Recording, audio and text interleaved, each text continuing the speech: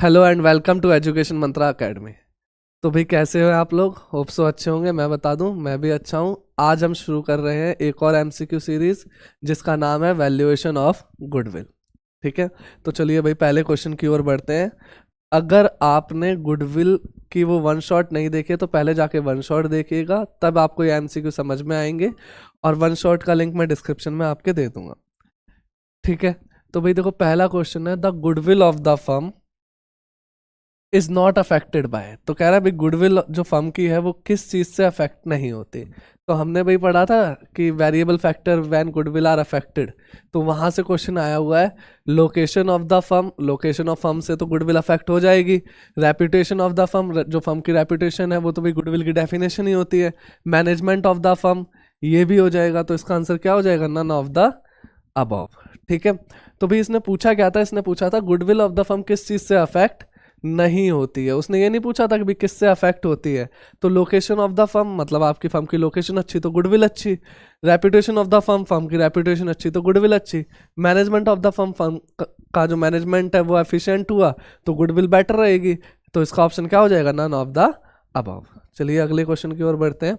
कह रहा है the average capital employed in a business is 5 lakh. तो देखो भाई कैपिटल एम्प्लॉयड दिया हुआ है कितने का? 5 लाख रुपए का। And the average net profit earn is 65,000। और एवरेज प्रॉफिट दिया हुआ है कितने का? 65,000 का। If normal rate of return on capital employed is 8%। तो नॉर्मल रेट ऑफ रिटर्न कितना है? 8% का। And a remuneration of 20,000 is expected then the super profit concern. देखो उसने गुडविल नहीं मांगी, उसने क्या मांगा है? Super profit. और ये रेम्यूनरेशन मतलब कि हो सकता है किसी को सैलरी देनी हो। ठीक है, तो रेम्यूनरेशन दिया हुआ है कितने का? 20,000। तो भाई आपको पता है कि पहले उसने सुपर प्रॉफिट मांगा है, तो सुपर प्रॉफिट मेथड का इस्तेमाल करते हुए सुपर प्रॉफिट को निकालेंगे। सुपर प्रॉफिट में सबसे पहले हम एवरेज प्रॉफिट निकालते हैं। एवरेज प्रॉफिट हमको गिवन है कितने का? 65,000 का। जिसमें से 20,000 का ये क्या है? रेम्यूनरेशन है, खर्चा है। तो भाई 65,000 का प्रॉफिट हुआ, 20,000 का खर्चा। तो इसको क्या कर देंगे? माइनस कर देंगे। तो आपका रियल एवरेज प्रॉफिट कितने का आ गया? 45,000 रुपीज का। ठीक है, फिर इसके बाद क्या निकालते हैं इस मेथड में? Normal profit. तो नॉर्मल प्रॉफिट का फॉर्मूला क्या होता है बताओ? कैपिटल एम्प्लॉयड इनटू में एनआरआर अपॉन में 100। ठीक है, तो कैपिटल एम्प्लॉयड दी हुई थी यहाँ पे 5 लाख की। एनआरआर कितना दिया हुआ है? 8%।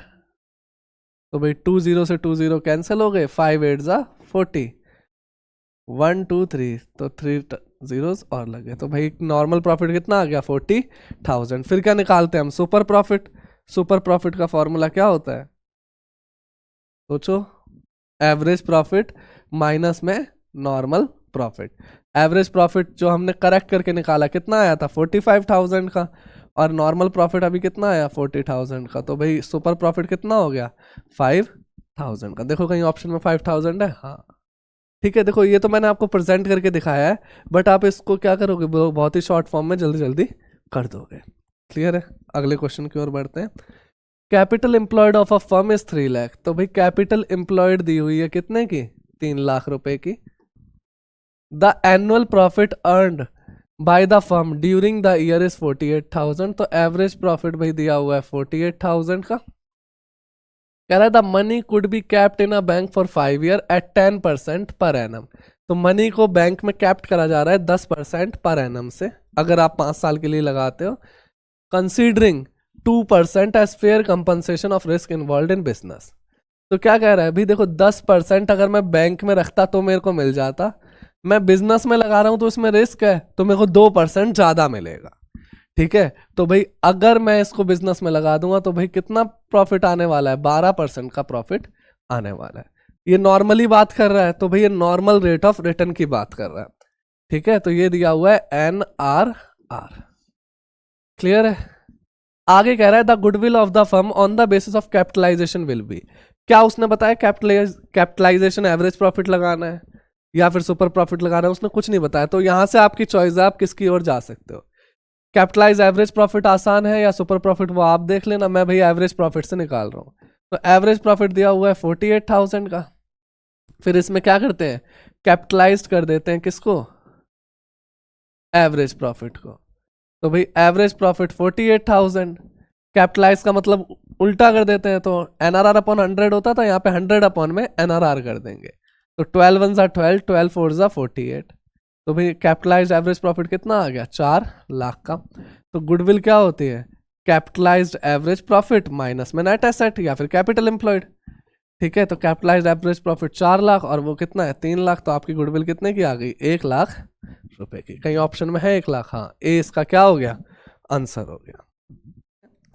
The firm has earned exceptionally high profit from a contract which will be not be renewed. मतलब कह रहा है कि भाई फर्म ने कुछ एक्सेप्शन कर दिया, मतलब कुछ अलग कर दिया, ठीक है, और वो आगे कंटिन्यू नहीं होगा, विल नॉट कंटिन्यू। ठीक है, in such case the profit from this contract will not be included in. तो देखो एक्सेप्शनली करने का मतलब कुछ एबनॉर्मल हो गया, और गुडविल जब हम कैलकुलेट करते हैं तो एबनॉर्मल चीजों को क्या कर देते हैं, हटा देते हैं। तो किस केस में वो कह रहा है कि इसको इंक्लूड नहीं करा जाएगा, तो किस केस में नहीं करा जाता, गुडविल के केस में नहीं करा जाता। ठीक है, तो चलिए भाई अगले क्वेश्चन पे चलते हैं। The excess amount which the firm can get on selling its asset over and above the sellable value of its asset is called।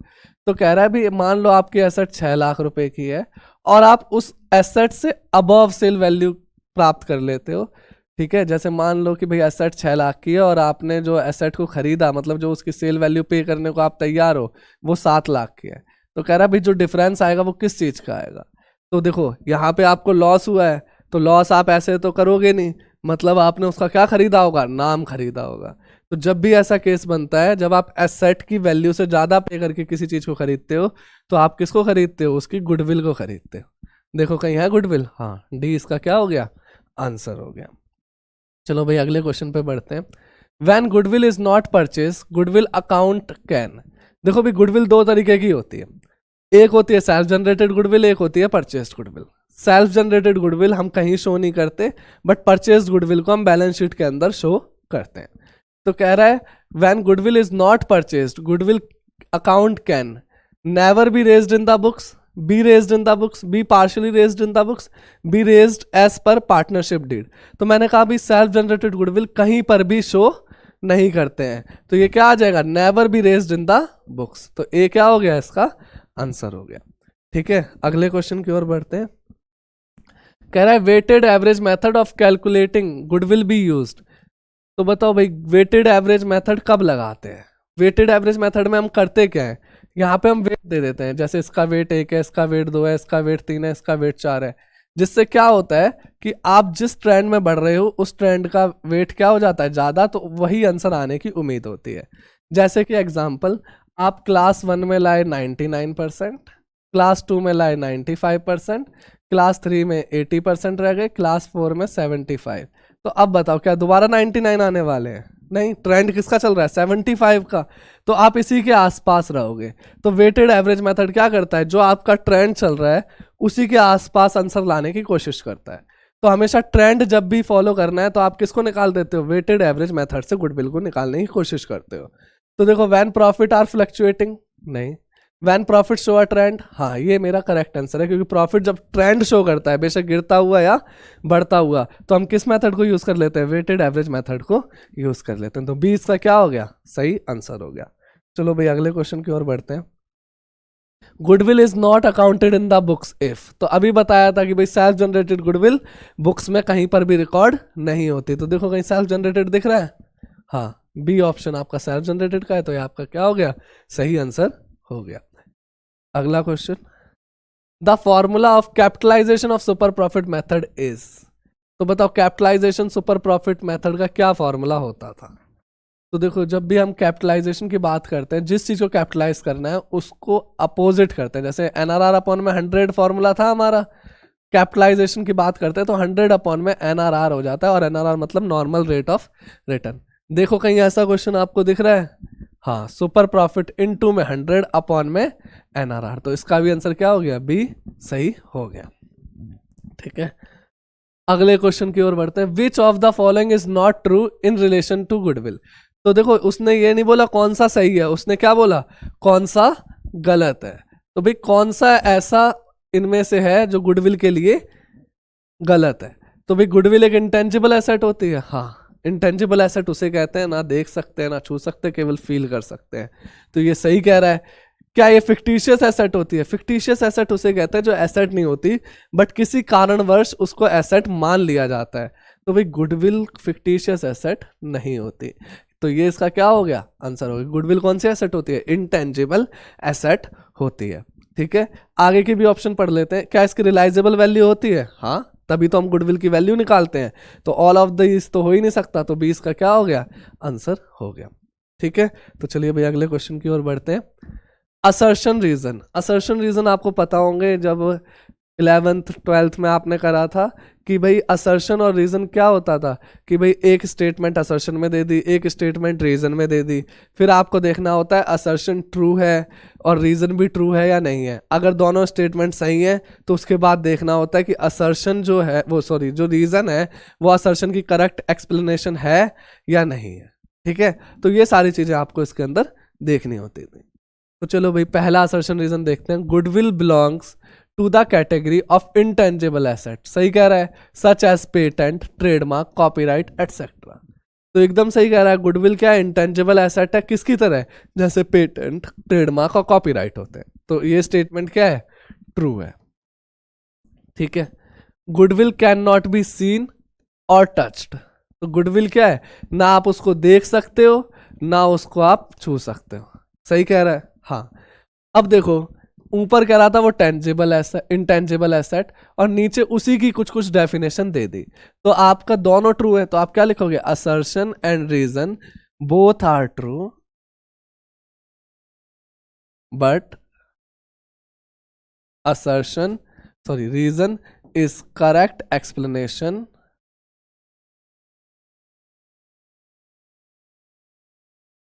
of assertion। ठीक है, तो रीजन क्या है? करेक्ट एक्सप्लेनेशन है किसकी? असर्शन की। क्लियर है? तो असर्शन रीजन की जो क्वेश्चंस होते हैं उनको बड़े आराम से करना, क्योंकि स्टेटमेंट्स में आप कंफ्यूज होने के चांसेस ज्यादा होते हैं। ठीक है, आगे फिर से assertion reason. Purchased goodwill means goodwill for which a consideration has been paid. तो सही कह रहा है। परचेज गुडविल उसी को कहते हैं जब आप किसी चीज को खरीदते टाइम पे करते हो एज अ कंसिडरेशन। कंसिडरेशन होता है समथिंग इन रिटर्न। जैसे कि ये आप हो और आपने किसी पर्सन से एक बिल्डिंग खरीद ली, तो आपके पास क्या आ गई? बिल्डिंग आ गई। अब उस बिल्डिंग का प्राइस 6 लाख रुपए था।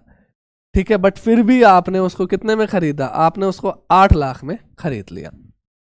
ठीक है, तो अब बताओ ये जो आपने परचेज कंसिडरेशन पे करा, 2 लाख रुपए एक्स्ट्रा पे करे, तो ये किस चीज के शो कर रहे हैं? ये इसकी गुडविल के शो कर रहे हैं, क्योंकि वो बिल्डिंग किसी ऐसी लोकेशन पे होगी जिसके पीछे लोग लगे हुए हैं। तो 6 लाख की चीज भी कितने की बिक रही है? 8 लाख की बिक रही है। यानी कि वो किस चीज की शो कर रहा है? गुडविल का शो कर रहा है। ठीक है, यहां तक क्लियर है? तो भाई यहाँ पे वो क्या कह रहा है कि जो भी परचेज गुडविल है वो for which consideration has been paid. तो सही कह रहा है, जो आपने कंसिडरेशन पे करा उसी को ही क्या कहते हैं? Purchase goodwill. It is shown in balance sheet as liability. Goodwill क्या लाइबिलिटी होती है? नहीं, ये गलत है। तो देखो पहला ट्रू है बट दूसरा क्या है? फॉल्स है। तो आप क्या लिखोगे? Assertion is true but reason is false. तो देख लेना भाई आपका कौन सा एमसीक्यू का आंसर ठीक है। असर्शन ट्रू है और रीजन क्या है? फॉल्स है। ठीक है, अगले क्वेश्चन की ओर बढ़ते हैं। फिर से assertion reason. Abnormal loss of a year should be subtracted from the net profit of the year for which calculation of goodwill. तो बताओ क्या एबनॉर्मल लॉस को सब्ट्रैक्ट करा जाता है? नहीं। क्या होता है भाई? एबनॉर्मल लॉस हो गया तो हम किस अजम्पशन पे चलते थे? ये तो इस साल हुआ है। गुडविल तो भाई फ्यूचर गेन की ओर इशारा करता है, तो ये अगले साल नहीं होगा, तो हम इसका रिवर्स करते थे, इसको क्या कर देते थे? प्लस कर देते थे। और एबनॉर्मल गेन, इस साल जो गेन हुआ है वो अगले साल नहीं होगा, तो उसको क्या कर देते थे? माइनस कर देते थे। एबनॉर्मल लॉस और एबनॉर्मल गेन का मतलब होता है, जैसे कि एबनॉर्मल लॉस, आग लग गई, इस साल आग लग गई, क्या अगले साल भी आग लगेगी? नहीं। तो ये क्या करेंगे? हम इसका रिवर्स कर देते हैं गुडविल निकालते टाइम, क्योंकि इस साल का तो जो लॉस है वो कम हो गया, इसकी वजह से अगले साल के लॉस पे कोई इंपैक्ट ना हो। ऐसे ही एबनॉर्मल गेन के साथ करते हैं हम। ठीक है, यहां तक। तो अब बताओ एबनॉर्मल लॉस को हम क्या कर रहे हैं, प्लस कर रहे हैं। यहाँ पे देखो abnormal loss of a year should B subtracted, क्या इसको सबट्रैक्ट करना चाहिए, नहीं, तो ये असर्शन क्या हो गया, फॉल्स हो गया। Future profit depends upon the average performance of the business in the past, तो सही बात कर रहा है भाई, पास्ट एफर्ट फ्यूचर गेन, हमने गुडविल की डेफिनेशन पढ़ी थी ये, ठीक है। तो क्या कह रहा है, फ्यूचर के जो प्रॉफिट होते हैं वो डिपेंड होते हैं on the average performance of the business in the past, तो पास्ट के एफर्ट्स पे फ्यूचर के प्रॉफिट्स डिपेंड्स होते हैं, ठीक है, एकदम सही कह रहा है, तो ये क्या है, ट्रू। तो अब आप एमसीक्यू में आंसर ढूंढोगे, assertion is false but reason is true, easy है। चलिए भैया आगे बढ़ते हैं।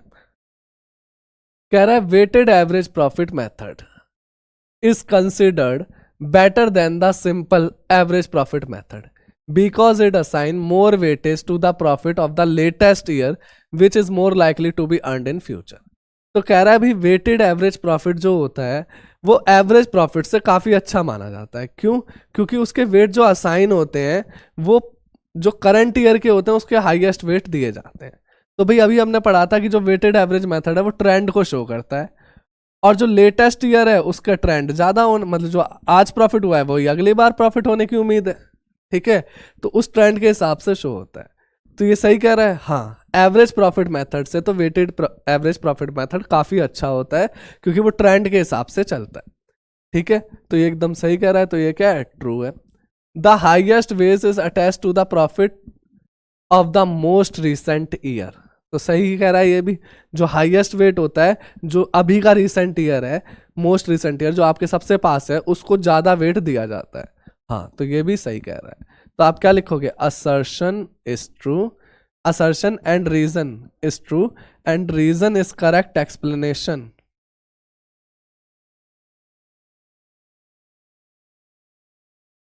ऑफ असर्शन, ठीक है। तो देखो दोनों एक दूसरे को सपोर्ट कर रहे हैं, यानी कि क्या है, असर्शन और रीजन दोनों ट्रू है और रीजन करेक्ट एक्सप्लेनेशन है किसकी, असर्शन की, क्लियर है।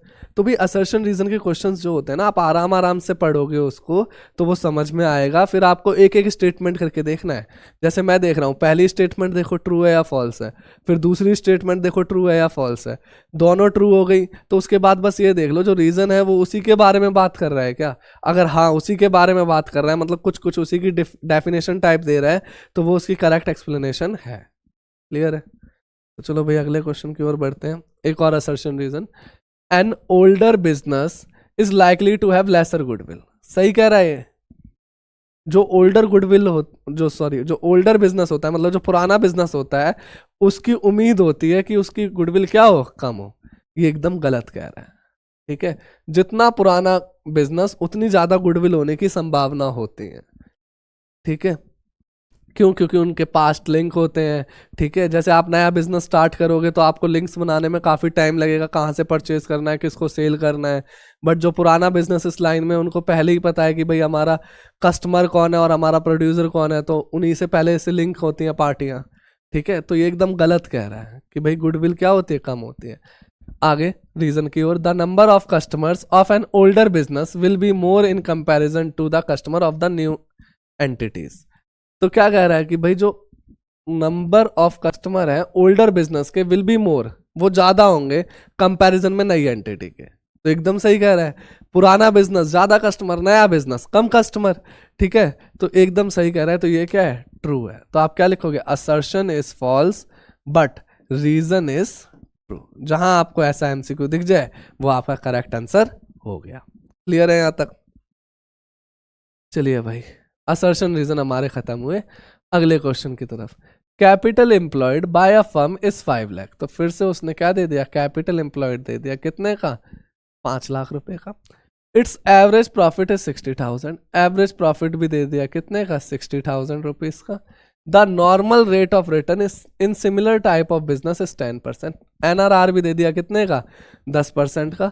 तो कह रहा है what is the amount of super profit, देखो उसने गुडविल का तो पूछा ही नहीं, उसने किस चीज का पूछा, उसने कहा what is the amount of super profit, super profit का अमाउंट बता दो। तो फिर से हम सुपर प्रॉफिट मेथड लगाएंगे, एवरेज प्रॉफिट हमको दिया हुआ है 60,000 का, फिर क्या निकालते हैं इसमें, नॉर्मल प्रॉफिट, तो नॉर्मल प्रॉफिट कितने का है? नॉर्मल प्रॉफिट क्या होता है? कैपिटल एम्प्लॉयड जो कि 5 लाख की दी हुई है, इनटू में एनआरआर। एनआरआर कितना दिया हुआ था? 10% दिया हुआ था। ठीक है, तो नॉर्मल प्रॉफिट कितना आ गया? 50,000।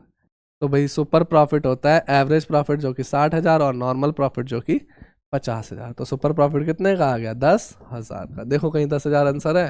हाँ, तो 20 का क्या हो गया? करेक्ट आंसर हो गया। ठीक है, अगले क्वेश्चन की ओर। कह रहा a firm earns 2,20,000, the normal rate of return is 10%।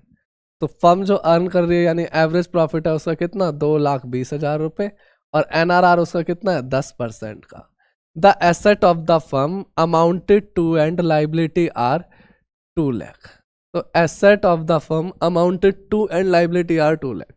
ठीक है, यानी एसेट और लाइबिलिटी के बीच का जो हल्का सा डिफरेंस दिया हुआ है कितने का दिया हुआ है? 2 लाख रुपए का दिया हुआ है। Value of goodwill by capitalization of actual average profit will be. तो कह रहा है भाई capitalization of actual average profit, यानी कैपिटलाइजेशन एवरेज प्रॉफिट के हिसाब से आप गुडविल की वैल्यू निकाल के मुझे दे दो। तो भाई एवरेज प्रॉफिट तो दिया ही हुआ है, फिर इसमें क्या निकालते हैं? Capitalization average profit.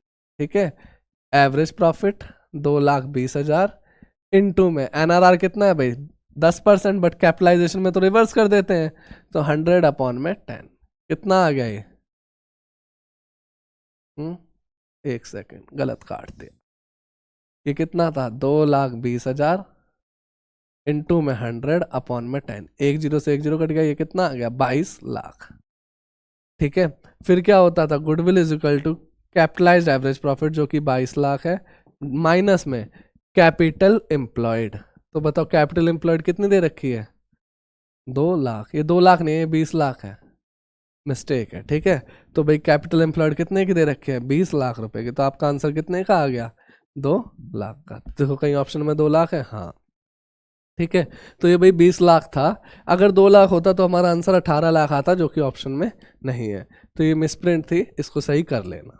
ठीक है, तो देखो ध्यान देना, जब भी हम गुडविल के क्वेश्चन कर रहे हैं जैसे कि फॉर्मूले वाले या गुडविल निकालने वाले, सुपर प्रॉफिट निकालने वाले, तो जब मैं आपसे कहता हूं ना कि भाई ये फॉर्मूला कौन सा लगेगा, तो आप साथ साथ बोलोगे तो आपको जल्दी से याद हो जाएगा और जल्दी समझ में भी आएगा, क्योंकि आपका दिमाग उस चीज को प्रोसेस करने की कोशिश करेगा।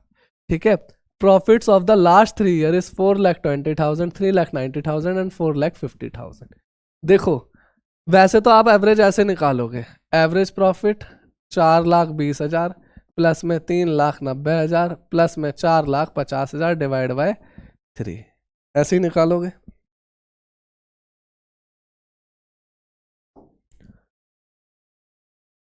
ठीक है, इसी तरीके से निकालोगे, फिर प्लस करोगे और फिर डिवाइड करोगे। बट एक चीज का हमेशा ध्यान रखना, अगर आपको 3 साल का प्रॉफिट दिया है, कितने साल का? 3 साल का, और अगर तीनों में डिफरेंस बराबर बराबर का है, जैसे देखो 390 में 30,000 जोड़ो तो 420 आ जाएगा, फिर 30,000 जोड़ो तो 4.5 आ जाएगा, तो तीनों में डिफरेंस क्या है? बराबर बराबर का।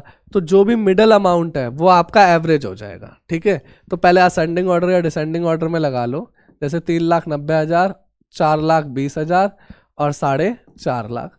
तो जो भी मिडल अमाउंट है ये क्या है? 4,20,000, ये आपका एवरेज अपने आप आ जाएगा। ठीक है, आप इसको निकाल के देख लेना, 4,20,000 ही आपका क्या आ जाएगा? एवरेज आ जाएगा। इस चीज को एक बार फिर से देख लो।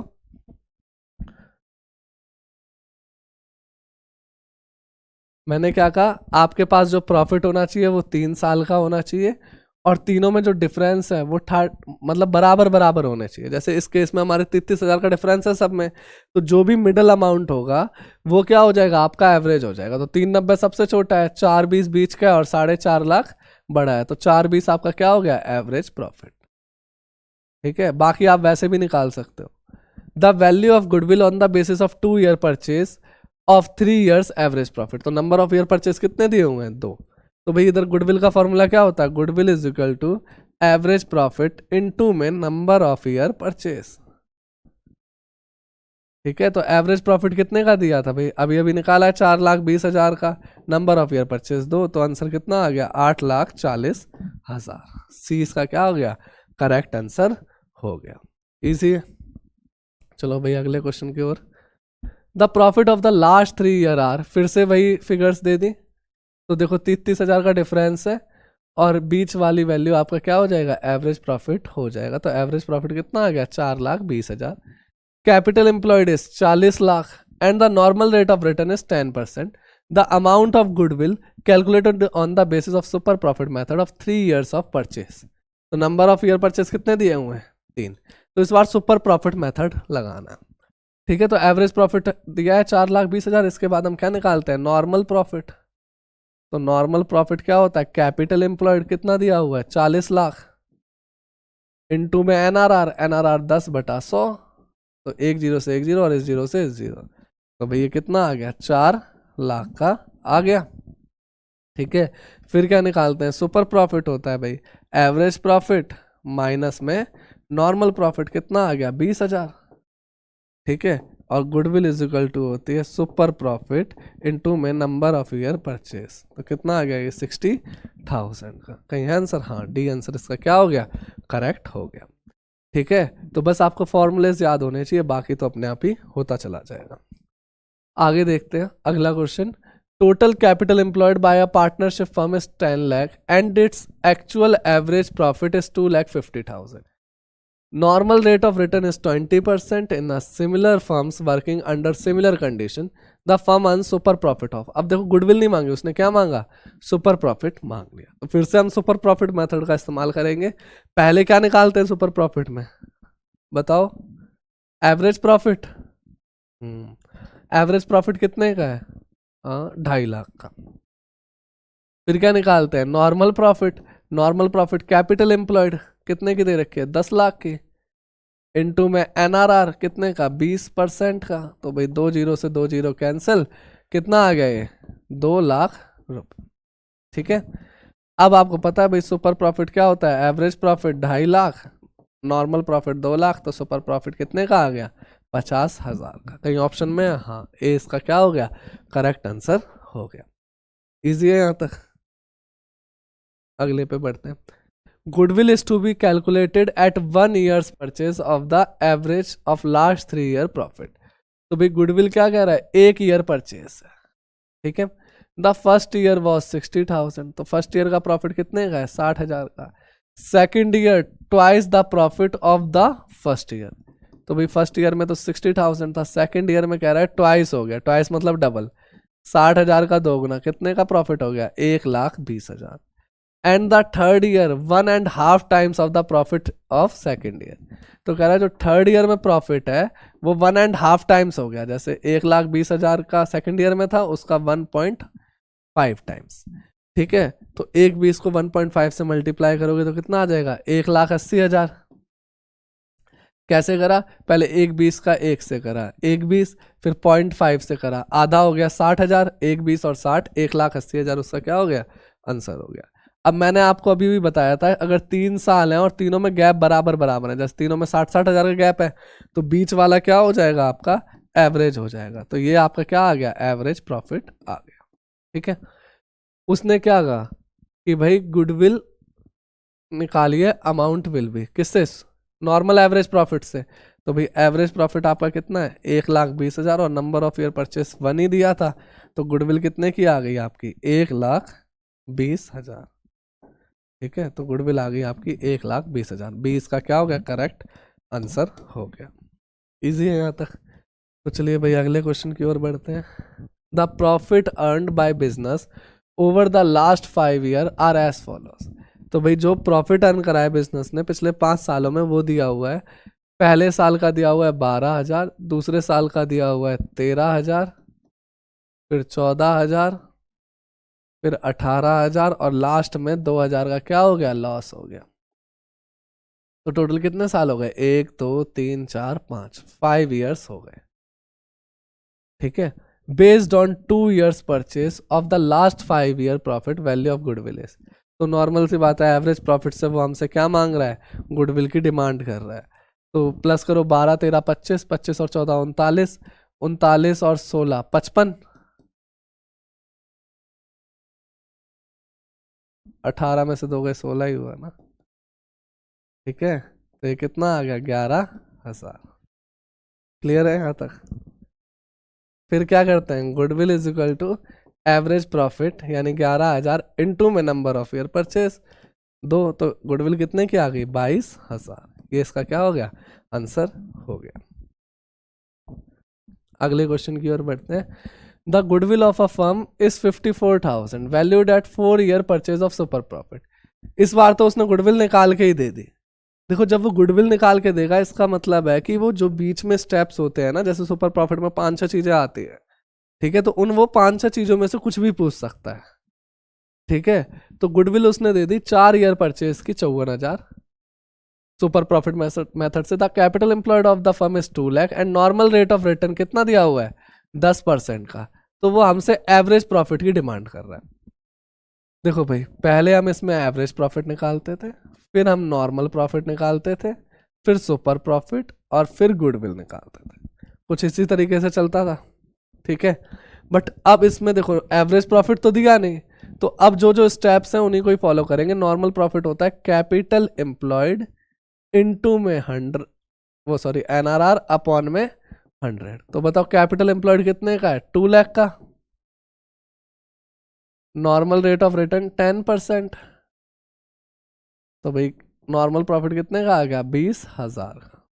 तो सुपर प्रॉफिट क्या होता है एवरेज प्रॉफिट माइनस में नॉर्मल प्रॉफिट जो कि कितना है 20,000। अब देखो ना सुपर प्रॉफिट पता ना एवरेज प्रॉफिट पता, तो इससे तो हम निकाल ही नहीं सकते। ठीक है, नेक्स्ट हिंट हमको क्या दी हुई है गुडविल दी हुई है, तो गुडविल निकालते हैं। गुडविल क्या होता है सुपर प्रॉफिट इनटू में नंबर ऑफ ईयर परचेस। तो भाई गुडविल दे रखी है कितने की 54,000 की, सुपर प्रॉफिट हमको पता नहीं, और नंबर ऑफ ईयर परचेस कितना दिया हुआ है 4 साल। ये 4 इधर आके क्या हो जाएगा डिवाइड में। ठीक है, तो 54,000 को 4 से डिवाइड कर दो, 4 1 ज़ा 4, 1 बचा, 4 3 ज़ा 12, 2 बचा, 4 5 ज़ा 20। तो 13,500 क्या आ गया इधर सुपर प्रॉफिट आ गया। अब देखो एक वेरिएबल तो हमको पता चल गया इधर से 13,500, एवरेज प्रॉफिट निकल आएगा, ये 20,000 इधर आके क्या हो जाएगा प्लस, तो एवरेज प्रॉफिट आपका आ गया 33,500 रुपये। ठीक है, तो एवरेज प्रॉफिट का ये ऑप्शन दिख रहा है, हाँ 20 का क्या हो गया आंसर हो गया। ठीक है, तो आपका जो ब्रेन चलेगा वो तब चलेगा जब आप ऐसे क्वेश्चंस कर लोगे। ठीक है, क्या करा है मैंने, वैसे कोई ज़्यादा बड़ी तो चीज़ करी नहीं है। हमने क्या करा जिस तरीके से हम फॉलो करते आ रहे हैं उसी चीज़ को फॉलो करा। अब मैं यहाँ पे आके फंस गया क्योंकि मेरे पास 2 वेरिएबल आ गए, तो मैं इसको सॉल्व भी नहीं कर सकता था। तो मैं अगले स्टेप की तरफ बढ़ा, तो गुडविल दे रखा है, नंबर ऑफ ईयर परचेस दिया हुआ है, सॉल्व करा तो एक वेरिएबल मेरे को मिल गया। इस वेरिएबल को मैंने यहाँ पे पुट करा तो मेरे को एवरेज प्रॉफिट भी मिल गया। तो इसका सही आंसर क्या हो गया बी 33,500। ठीक है, अगले क्वेश्चन की ओर बढ़ते हैं। The average capital employed is in a firm is 5 lakh and the actual profit is 70,000, normal rate of return 10%, और फिर से उसने क्या मांग लिया सुपर प्रॉफिट मांग लिया। तो देखो एवरेज प्रॉफिट दिया हुआ है भाई 70,000 का, normal profit capital employed 5 lakh का 10% कितना हो गया 50,000। तो सुपर प्रॉफिट कितना हो गया 70,000 माइनस में 50,000 कितने का आ गया 20,000। ठीक है, तो इसका आंसर क्या हो गया डी आंसर हो गया। सुपर प्रॉफिट क्या होता है एवरेज प्रॉफिट माइनस में नॉर्मल प्रॉफिट। चलो भाई अगले क्वेश्चन की ओर बढ़ते हैं। Goodwill of the firm on the basis of 2 years purchase of average profit of last 3 year is 25,000, find the average profit. तो बताओ गुडविल जो होता है वो एवरेज प्रॉफिट इनटू में नंबर ऑफ ईयर परचेज होता है। तो कह रहा है कि goodwill of the firm on the basis of 2 years purchase, तो नंबर ऑफ ईयर परचेज 2 दिया, of average profit of last 3 year is 25,000। तो गुडविल ही दे दी उसने कितने की 25,000 की, और वो हमसे किस चीज़ की डिमांड कर रहा है एवरेज प्रॉफिट की। ये 2 उधर जाके डिवाइड में होगा और कट जाएगा, तो कितना आएगा 12,500। तो एवरेज प्रॉफिट आपका कितना आ गया 12,500। कहीं आंसर दिख रहा है, हाँ डी इसका क्या हो गया करेक्ट आंसर हो गया। इजी है। चलो भाई अगले क्वेश्चन की ओर बढ़ते हैं। कह रहा है calculate the value of goodwill at 3 years purchase when capital employed is 2,50,000, average profit 30,000, normal rate of return 10%। तो आप सबसे पहले तो ये चीज देखो इसके अंदर क्या उसने हमसे गुडविल मांगी है सुपर प्रॉफिट या नॉर्मल प्रॉफिट। इस केस में उसने हमसे क्या मांगा है गुडविल मांगा है।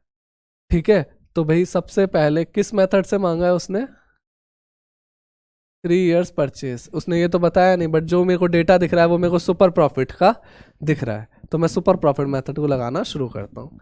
एवरेज प्रॉफिट दिया हुआ है, हाँ कितने का दिया हुआ है, 30,000 रुपये का। फिर क्या निकालते हैं, नॉर्मल प्रॉफिट। नॉर्मल प्रॉफिट का क्या फॉर्मूला होता है, हाँ कैपिटल एम्प्लॉयड। कैपिटल एम्प्लॉयड कितने का है, 2,50,000 इनटू में NRR अपॉन में 100, तो NRR है 10%, कितना आ गया 25,000। फिर क्या होता है super profit, average profit minus में नॉर्मल प्रॉफिट। सुपर प्रॉफिट कितने का आ गया 5,000। और गुडविल क्या होती है, सुपर प्रॉफिट को नंबर ऑफ ईयर परचेज से multiply. Number of year purchase कितने हैं 3, तो ये कितना आ गया 15,000। ये क्या हो गया आपका आंसर हो गया। कहीं ऑप्शन में, हाँ डी इसका करेक्ट आंसर हो गया। ठीक है यहाँ तक। अगले क्वेश्चन की ओर, what are the super profit. तो सीधा उसने सुपर प्रॉफिट का क्या पूछ लिया, फॉर्मूला पूछ लिया। तो देखो भाई सुपर प्रॉफिट, क्या एक्चुअल प्रॉफिट में से नॉर्मल प्रॉफिट माइनस करो तो सुपर प्रॉफिट आ जाता है। फॉर्मूला क्या होता था, एवरेज प्रॉफिट माइनस में नॉर्मल प्रॉफिट। हाँ तो यही आपका क्या करेक्ट आंसर है। नॉर्मल में से एक्चुअल तो होता नहीं था ना, एक्चुअल प्लस नॉर्मल होता था, ये भी नहीं। तो ये आपका क्या हो गया, ए आपका करेक्ट आंसर हो गया। ठीक है, अगले क्वेश्चन की ओर बढ़ते हैं। कह रहा है under which method of valuation of goodwill normal rate of return is not considered. तो इनमें से किस मेथड में NRR की जरूरत नहीं होती, मतलब नॉर्मल रेट ऑफ रिटर्न की जरूरत नहीं होती। देखो पहले हमने मेथड पढ़ा था एवरेज प्रॉफिट, एवरेज प्रॉफिट में बिल्कुल भी जरूरत नहीं होती।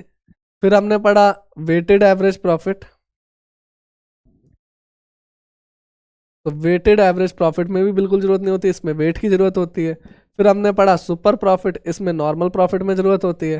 फिर कैपिटलाइजेशन में तो दोनों में ही होती थी। ठीक है, तो केवल 2 मेथड्स में हमको NRR की जरूरत नहीं होती। नहीं बोला है ना उसने, under which method normal rate of return is not considered. तो देखो एवरेज प्रॉफिट मेथड में हमको जरूरत नहीं होती। ठीक है, कैपिटलाइजेशन में भी होती है, सुपर प्रॉफिट में भी होती है। क्लियर है। अगले क्वेश्चन की ओर बढ़ते हैं। कह रहा है following are the method of calculating goodwill except. तो कह रहा है इनमें से कौन सा मेथड गुडविल की कैलकुलेशन का नहीं है। सुपर प्रॉफिट मेथड, ये इससे भाई गुडविल निकालते हैं। एवरेज प्रॉफिट मेथड, इससे भी गुडविल निकालते हैं।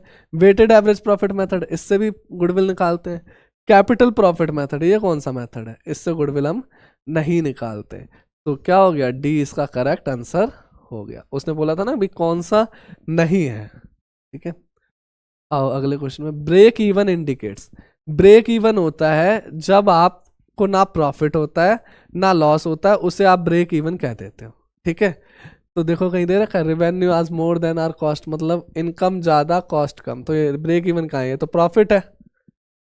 ठीक है, अगले में कह रहा है revenue and cost are equal, यही ब्रेक इवन है। यहाँ पे क्या है, इनकम और कॉस्ट दोनों क्या है, बराबर है। ठीक है, और लॉस किसे कहेंगे, जब कॉस्ट ज़्यादा हो जाएगा और रेवेन्यू कम हो जाएगी उसे लॉस कहने लग जाएंगे। तो उसने ब्रेक इवन पूछा था, तो बी आपका क्या हो गया, करेक्ट आंसर हो गया। ठीक है, तो भाई इसी के साथ हमारे गुडविल के सारे क्वेश्चन खत्म होते हैं। मिलते हैं अगली MCQ सीरीज में किसी नए चैप्टर के साथ। तो आज के लिए इतना ही है, बाय बाय।